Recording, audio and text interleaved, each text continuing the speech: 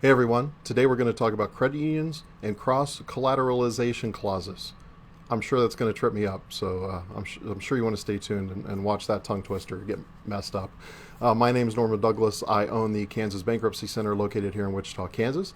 We help people, consumers, file Chapter 7s and Chapter 13s in Kansas. So if you have some questions about bankruptcy, if you want to know a little bit more, you can schedule a free consultation at mybankruptcymeeting.com, and that will take you to the scheduling site, and you can get on there at any point in time and schedule a free consultation. So again, we're going to talk about credit unions and cross-collateralization clauses. What does that mean? Well, first of all, when you purchase something from a bank or a credit union, you have secured debt and you have unsecured debt.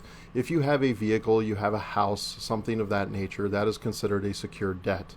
If you have a credit card, a personal loan, a holiday loan, something like that, those are generally unsecured debts. Banks are a little bit different. Banks don't do this, but credit unions do. And what they do is they include what's known as a cross-collateralization clause. What does that mean? So I go to credit union A and I purchase a vehicle. Okay, so that vehicle secures the debt that I owe to the credit union.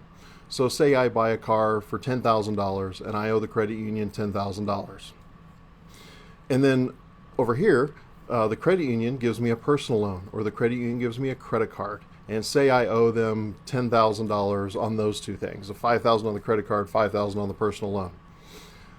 What happens with a cross-collateralization clause is that when you take out either the car loan or you take out the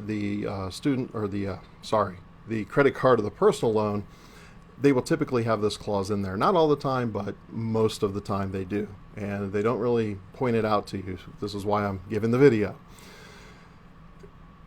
What happens when you file bankruptcy is that if you want to keep that car, you get to keep the debt over here for the personal loan and the credit card. So if you owe 10 grand on a car that's worth 10 grand, say, to make it easy, and you owe this other $10,000 over here, say you file a Chapter 7 bankruptcy and you want to keep that car, then what happens is you now owe this $10,000 on the personal loan and credit card and the $10,000 on your car. So now you owe 20 grand on a car that's worth 10, which is never a good position to be in. All right. So that's what a cross-collateralization clause does. Also, sometimes if you pay your car off and you still owe on a credit card, sometimes the credit union will keep the lien on your title until that unsecured debt is paid off. And again, this kind of depends upon the agreements that you have with the credit union. It kind of depends on the credit union. But a lot of times, most of the time, at least here in Kansas, those cross-collateral clauses exist and the credit unions enforce them. So just remember, if you go get a credit union car loan, that if you have any other debt with them, credit cards, personal loans, those types of things, if for some reason you would have to file bankruptcy, you're probably going to have to pay off that unsecured debt if you want to keep the secured debt. Okay, so just be aware of that.